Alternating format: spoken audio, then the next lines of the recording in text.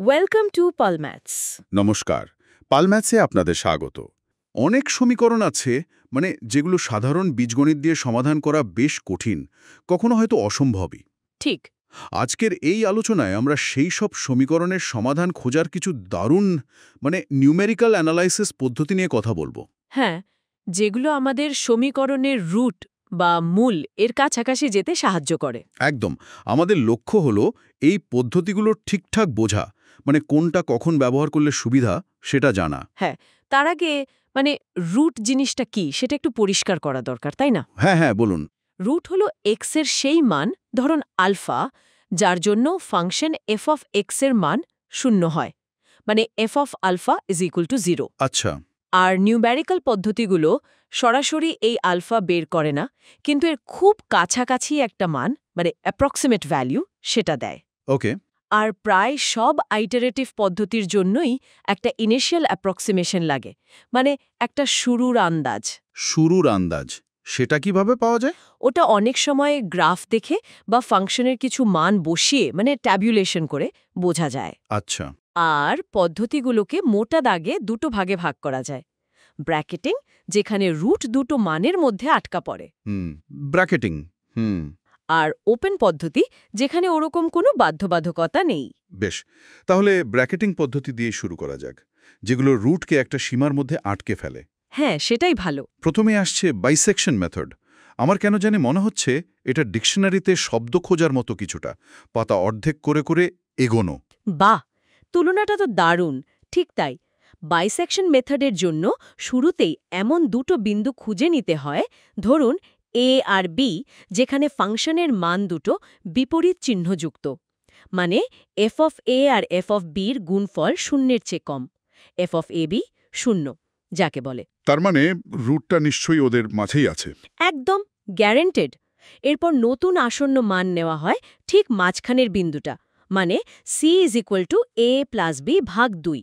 Simple. হ্যাঁ, এর convergence হল লিনিয়ার, অর্ডার 1, এগোয় ধীরে ধীরে, কিন্তু খুব নির্ভরযোগ্য। নির্ভরযোগ্য কেন বলছেন? কারণ যদি শুরুতে রুট ঠিকঠাক ব্র্যাকেট করা যায়, তবে এটা নিশ্চিতভাবেই রুটের দিকে এগোবেই। ভুলটা প্রতি ধাপে প্রায় অর্ধেক হয়ে যায়। বুঝলাম। বাইসেকশন তো তাহলে বেশ কাজের, কিন্তু একটু ধীর। যদি গতি বাড়াতে চাই, রেগুলার ফলসি বা মেথড অফ ফলস পজিশন, হ্যাঁ, এটাও তো ব্র্যাকেটিং। হ্যাঁ, এটাও ব্র্যাকেটিং। আর সাধারণত বাইসেকশনের চেয়ে দ্রুত কাজ করে। ও আচ্ছা, কিভাবে কাজ করে এটা? এখানে দেখুন, A comma F of A আর B comma F of B বিন্দু দুটোকে একটা সরল রেখা দিয়ে যোগ করা হয়, সিকেন্ট লাইন। আচ্ছা, একটা লাইন টানা হলো। হ্যাঁ, এই লাইনটা এক্স অক্ষকে যেখানে কাটে, ছেদ করে, সেই বিন্দুটাকে পরবর্তী আসন্ন মান ধরা হয়। ফর্মুলাটা একটু জটিল মনে হচ্ছে। C is equals to A F of B minus B F of A minus F of B minus F of এ।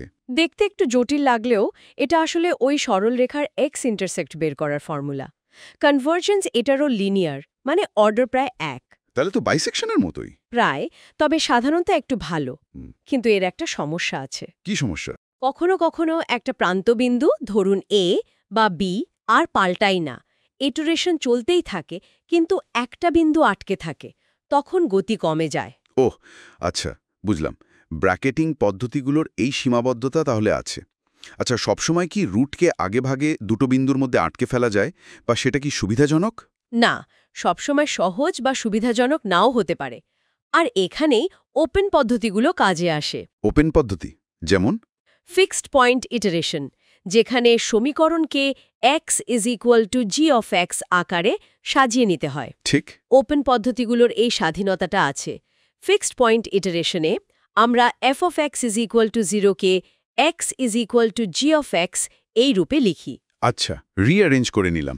হ্যাঁ, তারপর একটা শুরুর অনুমান x0 থেকে বারবার xn+1 is equal two G of xn এই ফর্মুলাটা চালাই। ইটারেশন করি। কিন্তু এটা কি সবসময় রুটের দিকে যাবে? না, এখানে কনভার্জেন্স নিশ্চিত নয়। খুব জরুরি একটা শর্ত আছে। কি শর্ত? রুটের আশেপাশে g'(x) 1 হতে হবে, gx ফাংশনটার পরিবর্তনের হার 1-এর চেয়ে কম হতে হবে। ওহ, g'(x) এর মডিউলাস? হ্যাঁ, এটা মানলে কনভার্জেন্স হবে, এবং সেটাও লিনিয়ার, অর্ডার 1। আর g'(x) যত ছোট তত দ্রুত। বুঝলাম।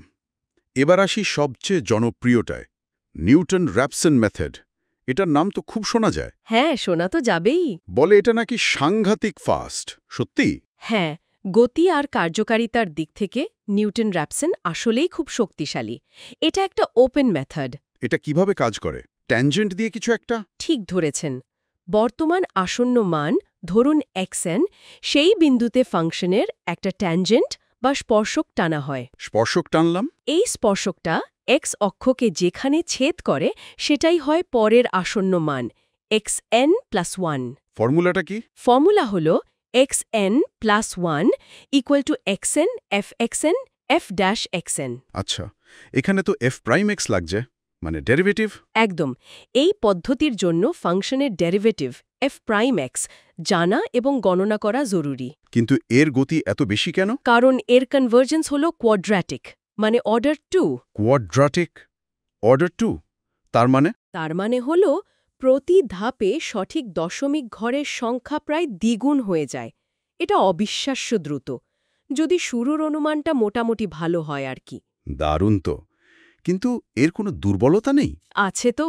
যদি কোনো ধাপে f'(xn) শূন্য হয়ে যায় তখন। ও, তাহলে তো ভাগ করা যাবে না। ঠিক, তখন পদ্ধতিটা ফেল করে। আর শুরুর অনুমান খুব খারাপ হলে, মানে রুট থেকে অনেক দূরে হলে, এটা ভুল পথেও চলে যেতে পারে বা অসিলেট করতে পারে।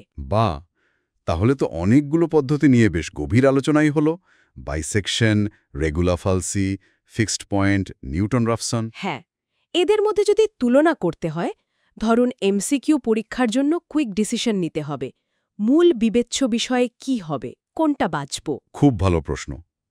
দেখুন, কনভার্জেন্স অর্ডার বা গতির দিক থেকে যদি দেখি, হ্যাঁ, গতিটা জরুরি। তাহলে নিউটন-রাফসন অর্ডার 2 সবার আগে, সবচেয়ে দ্রুত।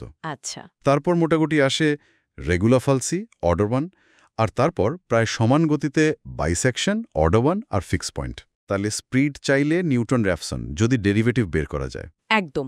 কিন্তু যদি কনভার্জেন্স নিশ্চিত চাই, মানে গ্যারান্টি যে রুট পাওয়াই যাবে, যদি শুরুতে ব্র্যাকেট করা সম্ভব হয়, তাহলে বাইসেকশন খুব নির্ভরযোগ্য।